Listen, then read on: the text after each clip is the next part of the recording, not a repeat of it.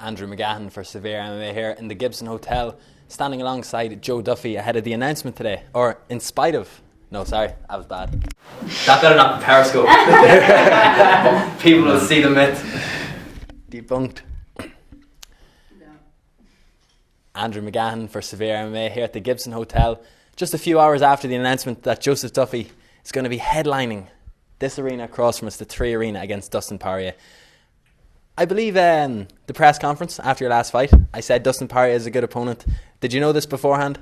Was there a bit of talk? No, obviously on Twitter there was a few people tweeting about it, but no decision was made at that point as far as I'm aware. Myself and Graham only found out last night as we landed, so that's the first we knew in it. It must have been a great surprise though, because surely you weren't aiming for someone as highly ranked or as highly touted as Dustin Poirier for your next fight, 2 fights in. No, that was it. I was just kind of concentrating on progressing and working my way up. But obviously, it's a great thing. The UFC, I think I'm good enough to headline the card and to fight, a ranked opponent. So let's do it. Are we seeing a little bit of similarities here? I know another fella who's 2-0 in the UFC and headlined in Dublin as well. Maybe. But you've done it quicker. We might as well throw that out there. 7 months. 7 months, a quick turnaround. I wasn't even fighting this time last year, was I? No, it's a quick turnaround, but I feel like I'm ready. Whatever they throw at me, I'm good to go. There's one thing stemming from your last fight that I have wanted to ask you about, and it was the armbar that you finished him with. I know everyone was going nuts about a triangle, but it was the armbar that made him tap. However, I saw a very similar setup a couple of months ago. Gunnar Nelson was wrestling with someone in Mexico, and he hit a similar triangle.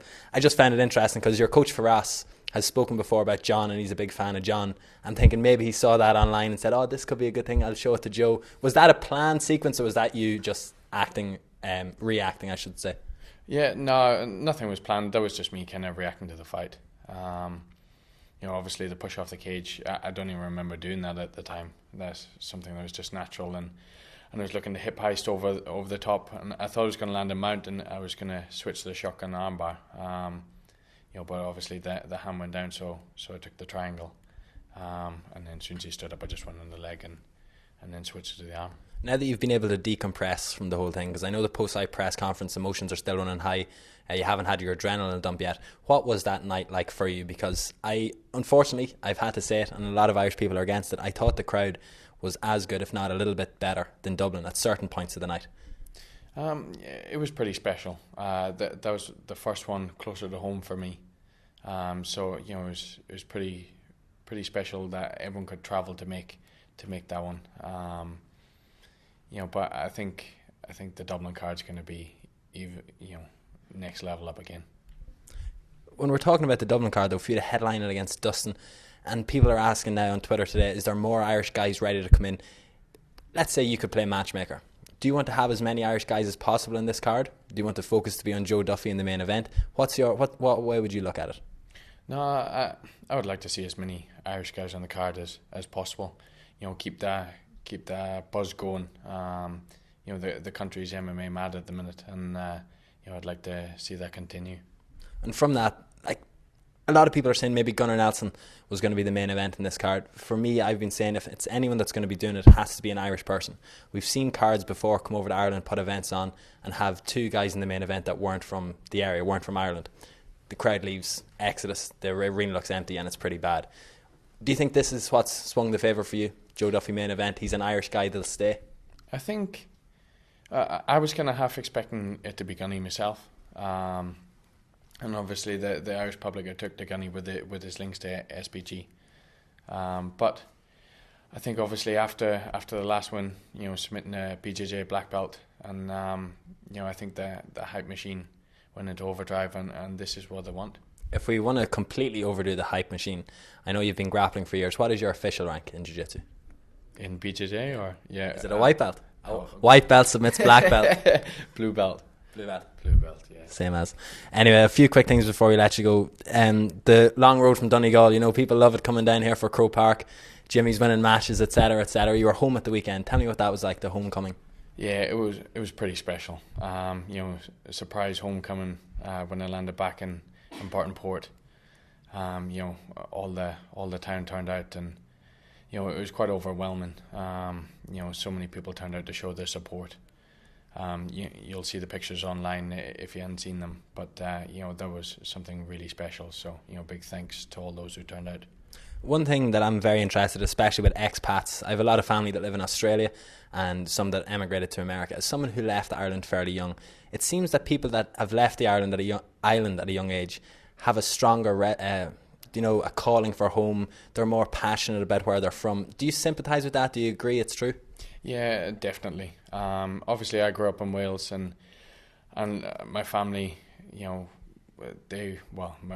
the youngest of the family, so they all grew up in Ireland. I moved over when I was 9 months, so my sister was probably, she wasn't that old either, but we're all proud to be Irish and to go back home. It was always something special. That's always where our hearts have been, back home in Donegal. And I think, when you leave home and you're surrounded by people who's obviously, I was surrounded by the Welsh, and when the rugby matches were on, you get the digs. If we lost, you had a hard time in school the next day, so that kind of makes you a bit more patriotic as well. But I really feel once you leave, that's when you start to appreciate, how important it is. Yeah, I just think it's an interesting aspect, even marketability-wise. The way we always talk about the plastic paddies in the US that know their exact roots, to know that they were Murphy from the 4th Street in Connemara, and then they say, you probably know my cousin, stuff like that. I think you're going to appeal to a lot of these people. Yeah, without a doubt. Someone told me before that if you took all the Irish around the world and put them on the actual island, you couldn't fit them all in, which I would well believe.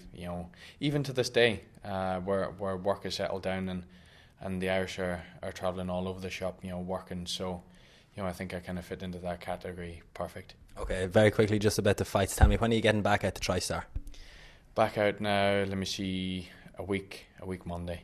So my sister gets no more trips, stay there for the full camp? I think so. So far, I haven't even booked any return flights or anything yet. But maybe come back in between, for a week, and see my girlfriend and work my boxing and my Thai with John Tandy and Chris Carley in between. So we'll see. That must be difficult for you though, having to split time. Your girlfriend over in London. Is there plans maybe to relocate entirely to Canada, bring the whole family over there, or what's set? Yeah, we're kind of looking at the end of the year. Obviously, she's got her own career to think about as well. So, we kind of penciled in the end of the year. Obviously, things are getting busier and busier now, so it's making, times, a bit more difficult to juggle. So, we'll figure it as it goes along. It'll all figure itself out. It was about 18 months ago. I was at a concert over there when it was formerly the O2 Arena, and I looked at it for the first time thinking, wow, all of these people that are outside, one day soon they're going to be attending for a UFC event. The weekend, 80-something thousand people in Croke Park for Ed Sheeran, two different nights. And I was looking at the pictures thinking, wow, those amount of people are going to be in Croke Park one day for a UFC show. Is that the end goal for Joseph Duffy? Do you think this is a good stepping stone? Coming back to Dublin is cool, but Croke Park, a big stadium, that's really where I want to be. Yeah, I don't think there's any young lad growing up who doesn't see that as a dream of theirs. To fight in front of a packed crowd in Croke Park, that's what dreams are made of. But at the same time, I'm still chasing that gold. I can't lose track of that. And Croke Park would be perfect, but I want to be the best fighter ever. And finally, one thing that was tweeted to me today, and it was about I think it was about your fight coming on later on with Dustin Poirier. Dustin Poirier, having interviewed him a few times, is actually one of the nicest guys you'll ever meet, and he got a lot of abuse off Irish fans over the Conor McGregor situation, and then afterwards, after Conor had beaten him. If you'd like to give a message to the Irish fans that we actually like Dustin Poirier, we don't want to completely destroy him on social media over the next couple of months.